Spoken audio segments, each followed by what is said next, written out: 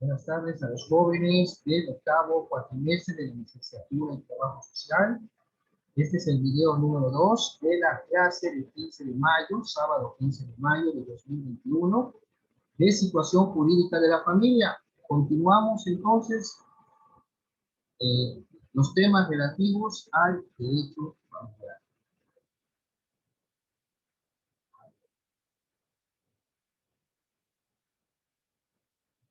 Entrando su permiso.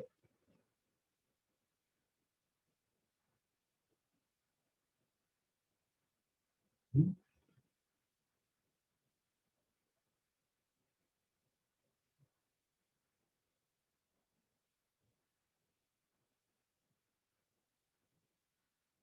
Luego, Perú, también llegó. Muy bien, pues vamos a continuar. Vamos a compartir la pantalla y seguimos la lectura sugerida. Vamos a ver la unidad 2, que es la ubicación del derecho familiar dentro de la sistemática del derecho. Esta unidad es cortita. Es necesario reiniciar con la disertación de que si el derecho familiar forma parte del derecho público, del derecho privado, de ambos o de ninguno. Ya habíamos visto la clase pasada que deriva del derecho familiar, el derecho civil, perdón, y por lo tanto era derecho privado. Bueno, aquí menciona, lo que haremos a la luz de su naturaleza jurídica, su ubicación en la ciencia del derecho, atendiendo a sus características, bienes y valores que protege, y sobre todo a que las relaciones entre los miembros de una familia no pueden quedar sujetas al principio de la autonomía de la voluntad de las partes, porque todos ellos son sujetos de derechos y obligaciones y no deben cosificarse en su tratamiento legal. Y es con base en esta premisa que postulamos, al igual que otros doctrinarios, que la naturaleza jurídica del derecho familiar es de orden público y de interés social. Si bien es cierto, viene del derecho privado porque son relaciones particulares, pero acá mencionan los juristas de que no pueden crear arbitrio de entre ellos. Por ejemplo, una situación familiar, ¿quién la va a resolver? Un juez. Entonces, hablar del juez, pues tiene que intervenir el Estado a través del Poder Judicial para resolver. Por eso menciona que por los valores que protege, desde su naturaleza jurídica corresponde al orden público y al interés social, al lado supuesto del derecho público y del privado. O sea, ellos manejan como si fuera una rama autónoma, pero sí hay la intervención del Estado para dirimir las controversias que se suscitan en la familia.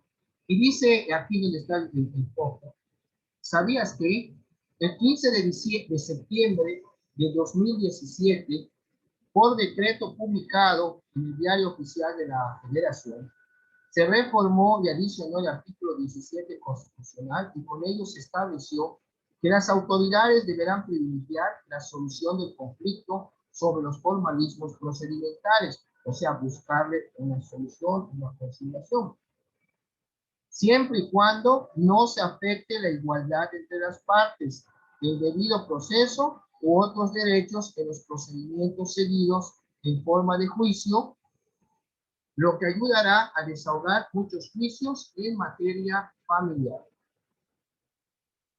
Esto es la unidad 2, que les acabo de mencionar, que lo ubican al derecho familiar, que es de orden público y de interés social, lógicamente al lado de lo que es el derecho público y privado. Esto atendiendo a los valores que protegen, porque los miembros de la familia, pues, y, bueno, en las situaciones que lo pueden resolver entre ellos, pero no siempre tiene que intervenir el Estado a través de un juez para poder dirimir o dar solución a los conflictos que se dan en el seno familiar. Bueno, aquí, cuando hablan en la tercera unidad, si ustedes se dan cuenta, hablan de la autonomía del derecho familiar.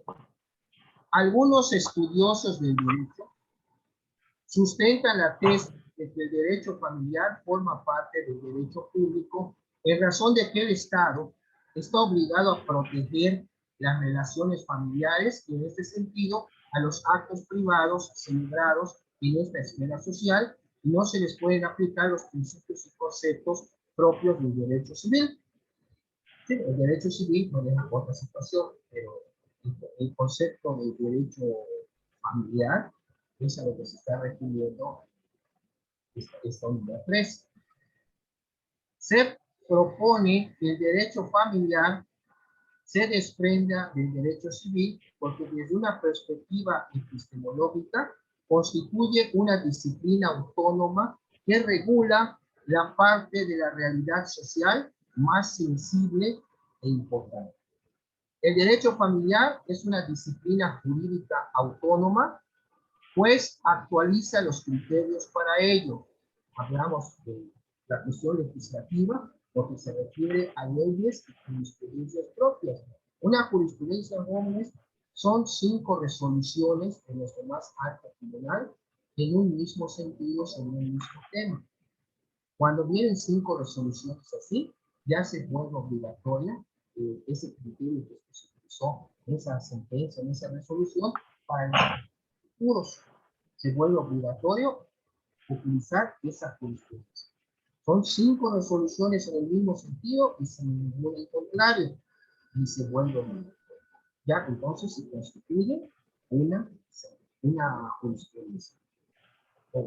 Tenemos también el aspecto judicial, jueces y tribunales en la materia. Tenemos el aspecto científico, que son los principios, las teorías y las doctrinas con contenidos propios. Tenemos también el aspecto didáctico, que es la enseñanza, los planes de estudio y asignaturas separadas de otras disciplinas jurídicas. Y no obstante, se reitera, aún no se logra su separación del derecho civil. Por eso, en Panamá, ustedes ven el código civil, ahí está la parte civil. En Yucatán lo separaron, hay su propio código familiar y su código de procedimientos familiares. Y el civil, pues es su código civil y código de procedimientos civiles. Ustedes creo que habrán visto cuando estudiaron y contestaron su cuestionario de la primera semana, y los artículos de derecho de familia que están en el Código Civil, así estaba en Yucatán, solo que sacaron lo que es el derecho familiar, hicieron su propio código y su propio código de procedimientos para esta materia, el código de familia. Y hasta hoy lo que se aplica y es más fácil, porque si es un asunto familiar, pues no tienes que tomar tu código civil, tienes que irte directamente al código de familia para ver cómo se va a dar solución según el problema que se trate. Y dice, ¿sabías que? Aquí está también el poquito, otra aportación.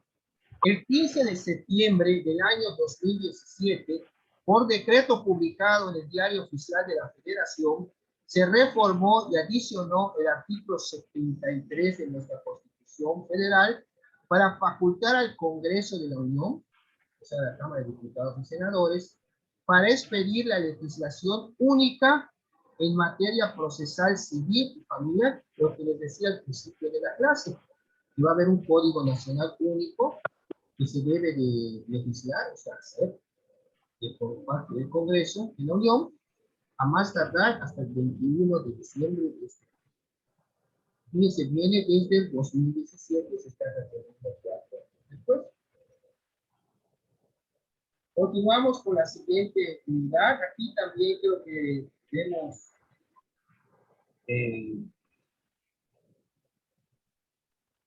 no hay un ejemplo, nada más la tarea de la autoevaluación, esto es para los que van a estudiar derecho. Empezamos con uno de los temas del derecho familiar, que es el parentesco.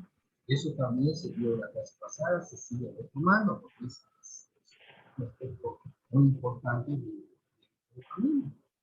Derivado del latín parentis, con este vocablo, o sea, parentesco, se hace referencia a todos los seres que comparten un mismo origen.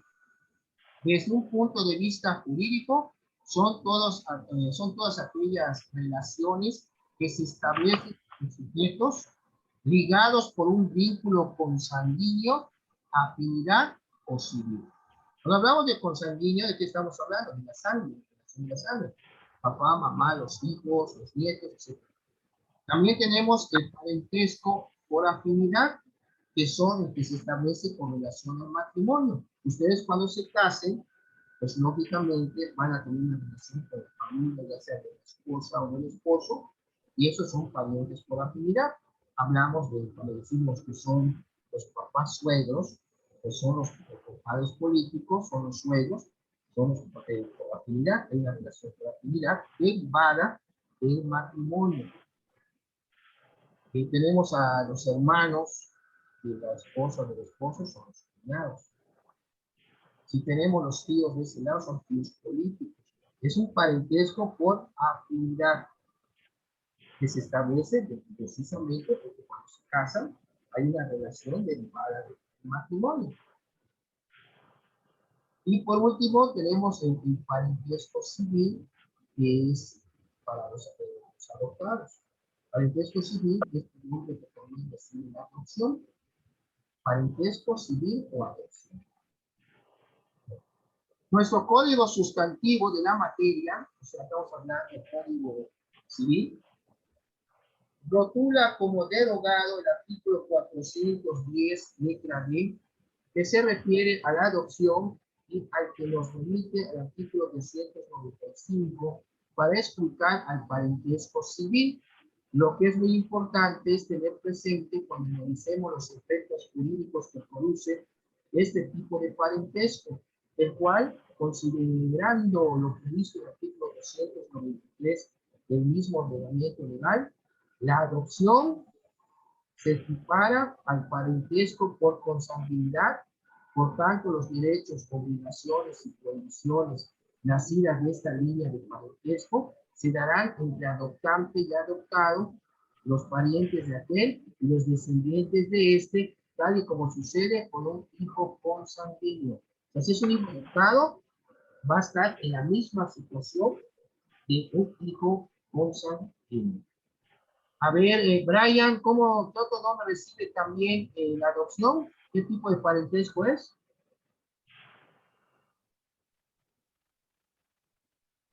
Brian, Mut,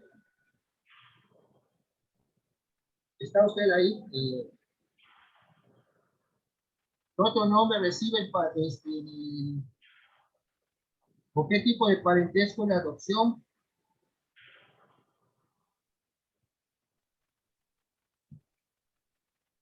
Sulamita,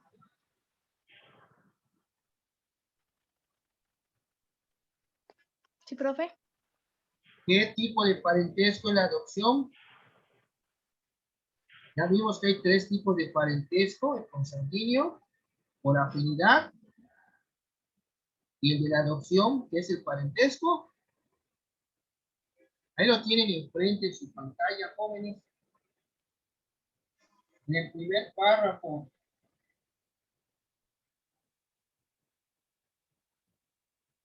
¿Qué dice el primer párrafo, Sulamita? Derivado del latín parentus, que este vocablo se hace referencia a todos los seres que comparten un mismo origen.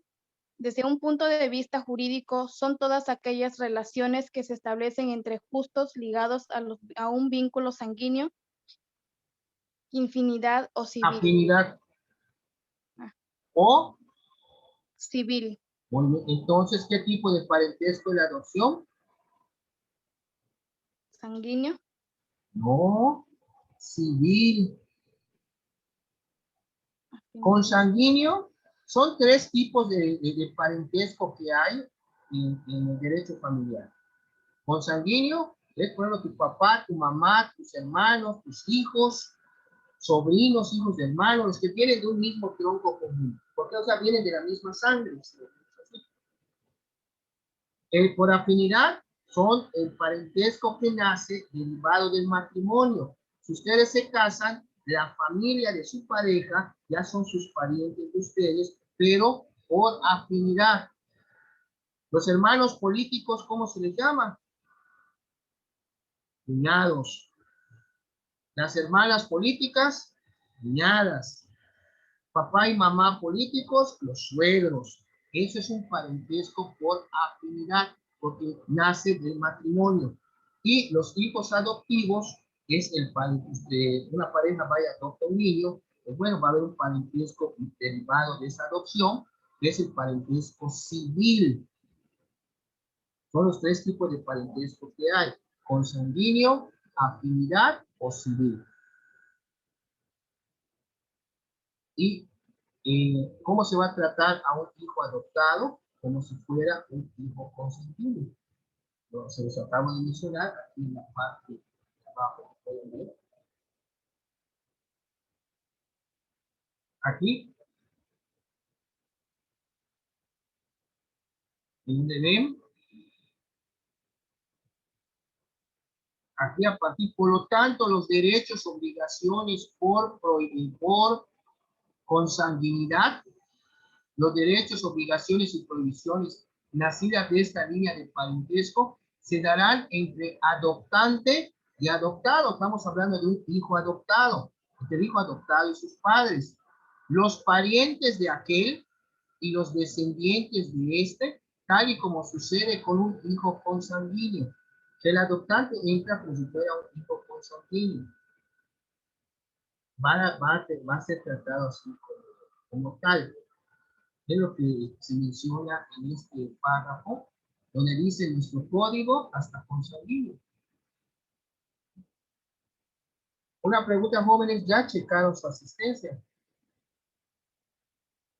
Ya, profe, solamente la de la semana pasada nadie la pudo registrar. Pero le dijeron a su coordinadora. Sí, yo le comenté y me dijo que lo iba a checar, pero ya no me contestó. Bueno, tenemos, aquí tenemos cómo se graba la clase, salen incluso los que entran a la clase. Están sus nombres acá. Por ejemplo, de este lado tengo Diego Canún, Carla Izquierdo, Sulamita, Lidia Álvarez, y creo que hay alguien más por acá. Sandy Arias. Javier Castillo Olayo. ¿Está Javier Castillo Olayo?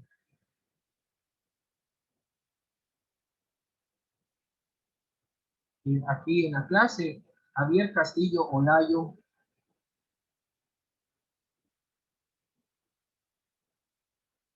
Javier Castillo Olayo. Sí, dígame, profe. Es que creo que mi internet está fallando, no lo escucho así entrecortado. Dígame, profe. Es parientes de abogados, porque hay, cuando se creó el estado de Quintana Roo y se hizo el primer código civil y todo, hubo un magistrado, en el primer, bueno, cuando inició el poder judicial del estado como Quintana Roo, pero como estado, ya fue estamos hablando de 1975, más o menos. ¿Es algún pariente tuyo? El licenciado Olayo, con paz descanse.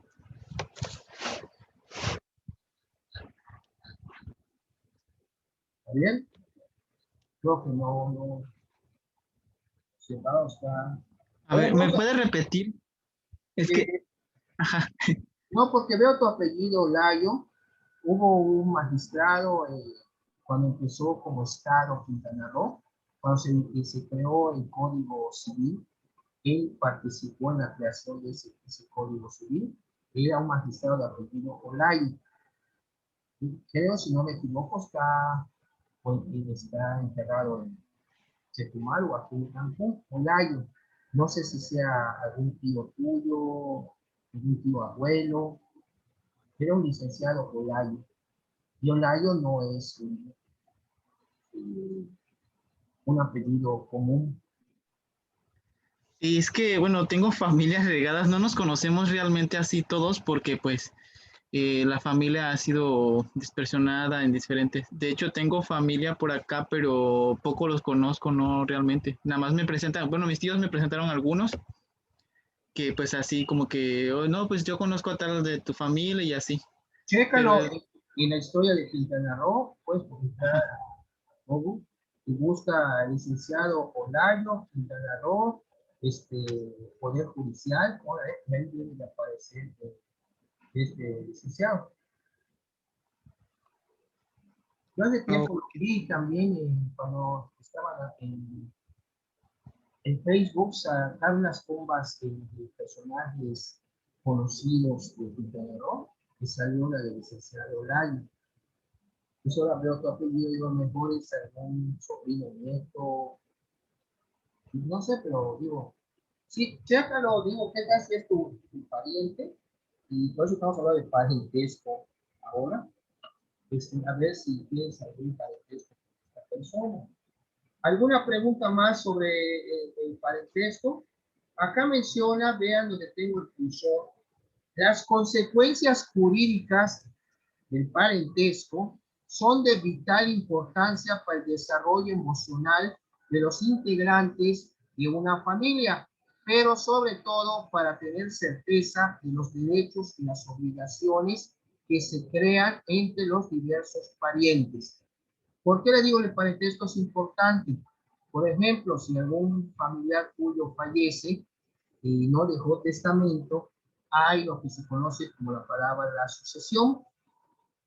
En este caso, si no hay testamento, es la sucesión intestamentaria, o sea, que no hay testamento. Y aquí quienes van a heredar los legítimos descendientes. Por eso es importante. Para ejemplo, si muere el papá o ya no hay mamá, hereda a los hijos. Entonces tú tienes que acreditar el parentesco con el difunto o la difunta para poder heredar. Ya en la cuestión del testamento, pues se tomó un juicio que se llama de sucesión testamentaria, porque hay testamento. Pero ahí no necesariamente tienes que ser familiar, porque ahí se respeta la última voluntad del difunto, a quien le tiene dejar sus bienes. Esa es la cuestión de esta diferencia. Bueno, pasamos a la siguiente unidad, donde vamos a ver este otro tema de que son los alimentos. Es la obligación que tienen de proporcionar los alimentos para la subsistencia de los miembros de la familia. Dice, los alimentos son una obligación para quien debe otorgarlos y un derecho para quien los recibe, que nacen de un estado de necesidad en que se encuentran determinadas personas a las que la ley les reconoce la posibilidad de solicitarlos jurídicamente para poder subsistir. En el poquito que ven ahí, la aportación que nos da este poquito dice, en la última década se ha hablado de la pensión alimentaria emocional, también a cargo de los padres y en su caso de algunos miembros de la familia extensa, como abuelos, tíos y primos, que redundan en el crecimiento, bienestar y desarrollo del acreedor alimentario, que es el que solicita o pide los alimentos. Acreedor, el que los tiene que dar, se le llama deudor alimentista o deudor alimentario. Por ello es importante la convivencia de los menores con sus padres, sea que vivan juntos o separados. Es una obligación el dar los alimentos en la familia. Se requieren básicamente 3 presupuestos para que nazca la obligación de los alimentos. Primero, tiene que haber un estado de necesidad del acreedor alimentario. Número 2, tiene que haber un vínculo de parentesco entre el acreedor y el deudor, porque el mismo parentesco van a ser el derecho y la obligación de quien los debe de pedir y el que tiene la obligación de darlos. Y eso es derivado del parentesco, por ejemplo, un papá y su hijo. El hijo tiene derecho a exigir los alimentos bajo determinadas condiciones, hasta la mayoría de edad, y se sigue estudiando hasta que termine de estudiar. Y número 3, la capacidad económica del obligado. No puedes dar más que un obligado, un crédito familiar, tiene que dar una pensión alimenticia al papá, pero no le pueden pedir más de lo que él pueda ganar, porque también le debe quedar a él algún dinero para su propia subsistencia.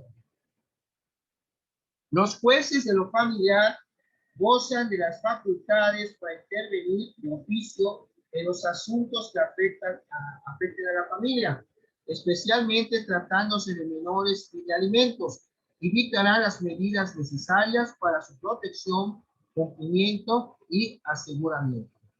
El binomio necesidad-posibilidad, la necesidad de que hay esta necesidad de que alguien los necesite y la posibilidad de quien puede darlos. No puedes dar más de lo que no ganas. Como lo ha declarado nuestro más alto tribunal de la nación, tiene especial relevancia para fijar el monto de la pensión alimentaria, pues se debe analizar la capacidad económica y nivel de vida del deudor y la de sus acreedores alimentarios. El 13 de marzo del año 2015, la primera sala de la Suprema Corte de Justicia de la Nación resolvió la contradicción de tesis, o sea, hay dos tesis, pero son contradictorias, pero hay que resolverlas sobre un determinado tema, para determinar que en la configuración del delito de abandono de persona, basta que el obligado a otorgar una pensión alimenticia deje de hacerlo sin causa justificada. Ello en virtud de considerar que al tratarse de un delito de peligro, no es necesario que los acreedores se encuentren en situación de desamparo, o sea, situación de desamparo absoluto, real, pues se supone la acreditación legal previa de un estado de necesidad. Hay el delito jóvenes que se llama abandono de persona, cuando una persona que depende de ti deba de darle algún alimento o para que subsista y no lo hace sin causa justificada, pues incurres en este delito, abandono de persona.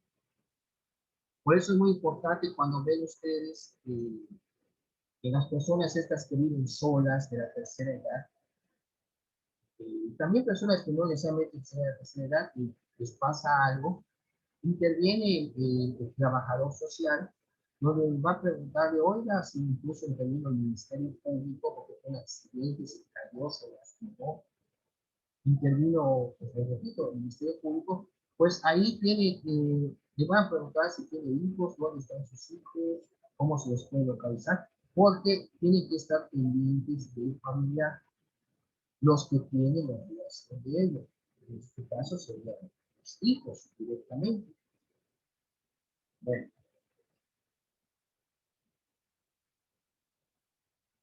Aquí pueden ver ustedes que hay un ejemplo de Saúl y Laura. Saúl y Laura se divorciaron el 6 de enero de 2015. Durante su matrimonio procrearon a dos hijos, Pablo y Leticia, de 16 y 15 años respectivamente. Laura solicita el incremento de la pensión alimentaria a Saúl para que en lugar del 70% que le descuentan en concepto de pensión alimentaria para ella y sus dos hijos en su trabajo, le descuenten ahora el 80% de sus ingresos mensuales ordinarios y extraordinarios. Laura, desde antes que se casara con Saúl, siempre ha trabajado como trabajadora social en diversas empresas y sus dos hijos tienen becas del gobierno federal. Saúl acredita al juez con sus recibos de pago de su centro de trabajo, que previo a los descuentos de ley y la pensión alimentaria, percibe ingresos netos quincenales de apenas la cantidad de, dice, 12 pesos, y que con ello no puede costearse una habitación ni 3 comidas al día, menos podría subsistir al incremento de una pensión alimentaria. El juez, no obstante, sentencia a un incremento del 80%. Usted, como abogado de Saúl, argumenta que se violaron qué preceptos legales y qué principios. Pues bueno, aquí podemos ver el primero que se violó es el de la proporcionalidad. Aquí no hay un estado de necesidad para ese incremento que está solicitando la señora. Máxime que la señora pues trabaja, tiene en beca a sus hijos, y bueno, y el otro señor pues con trabajo sobrevive, y eso al 70% quitando. Y aquí no se acredita realmente el estado de necesidad para que haya ese incremento al 80%. No lo dice, nada más lo pide y ya estuvo, pero ahí la situación que la señora trabaja y los hijos tienen su beca y todo, bueno, y el señor está también pasando las de Caín, en el sentido que, como menciona, gana 12 pesos y no puede costearse ni una habitación para vivir, ni tampoco sus 3 comidas al día. Y si le suben al 80%, pues muchísimo menos. Y aún así se lo quitaron. Pero habría que ver qué criterio utilizó el juez. Porque si, normalmente cuando se pide el incremento de la pensión alimenticia, es porque las condiciones que sirvieron para dictar ese 70% ya cambiaron. Pues ahora, pues la persona necesita pagar tal circunstancia, pero aquí no se está acreditando ningún estado de necesidad o que haya cambiado las condiciones que se dieron cuando se fijó ese 70%. Y sí se estaría afectando a Saúl. Eso pues tendría que ser una materia de una posible apelación para exponerle al juez el criterio habrá utilizado el juez que concedió a la señora ese 10% más para que llegue al 80%. Esta es la cuestión de los alimentos. ¿Hay alguna pregunta hasta aquí, jóvenes? Pues quedan todavía 7 minutos de este segundo video.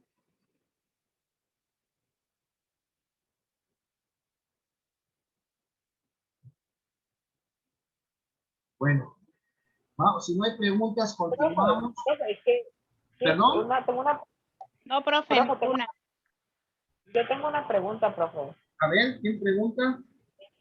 ¿Qué tendría que, o qué circunstancias tendrían que pasar para que uno de los padres no pudiera pasar la pensión? ¿Qué tan grave o qué es lo que sí estaría permitido No, no dar una prórroga? pensión, no dar un Ajá, solo. justificarla.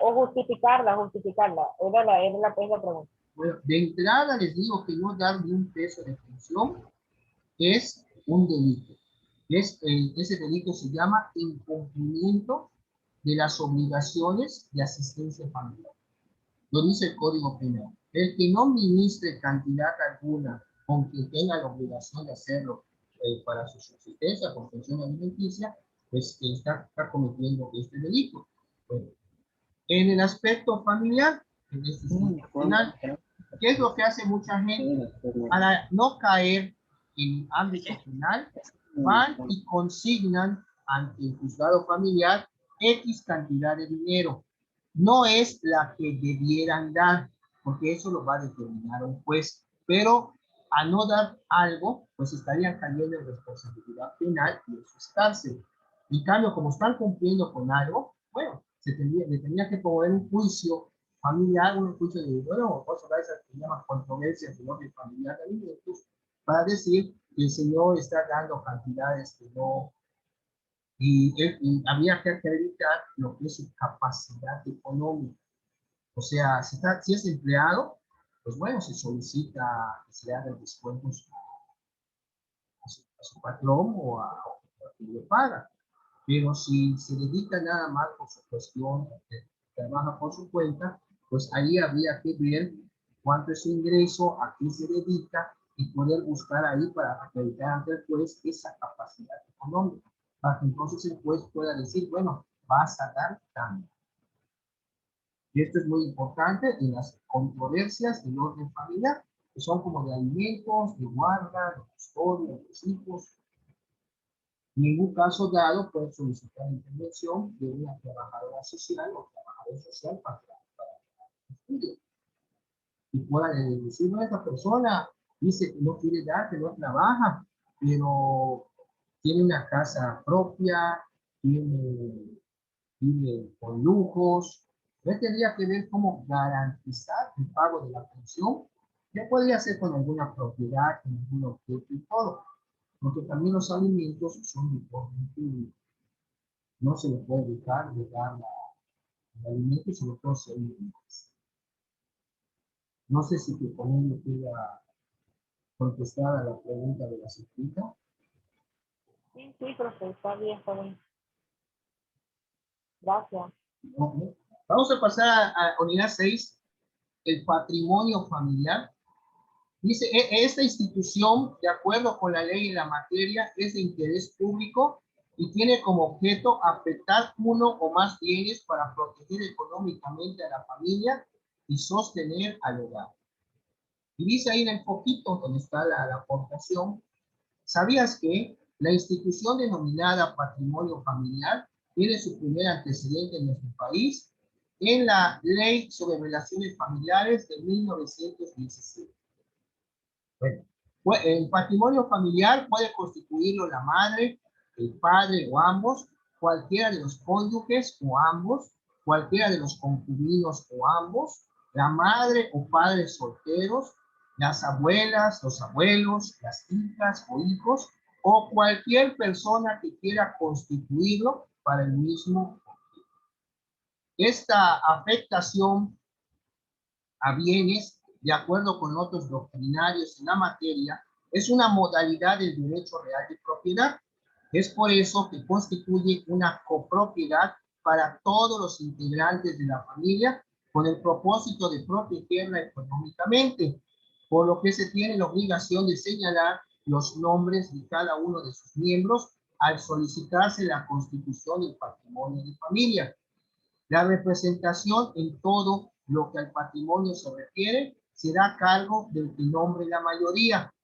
La ley fija un valor máximo a los bienes afectados al patrimonio de familia y establece que este tipo de bienes son inalienables, imprescriptibles y no están sujetos a embargo o gravamen alguno. La constitución del patrimonio familiar se solicita lo que son ante el juzgado, lo que son las diligencias de jurisdicción voluntaria ante el juez de lo familiar, precisando él o los bienes que se van a afectar para ese fin, el valor de los mismos, el nombre del propietario del bien o bienes, la acreditación de la propiedad, el certificado de libertad de gravámenes, los nombres de los miembros que integran la familia y el domicilio de la familia.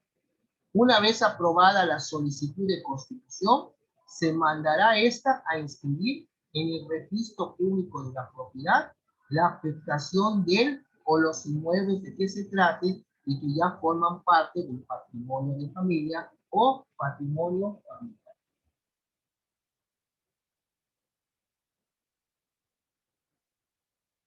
Bueno, nos queda un minuto para el corte.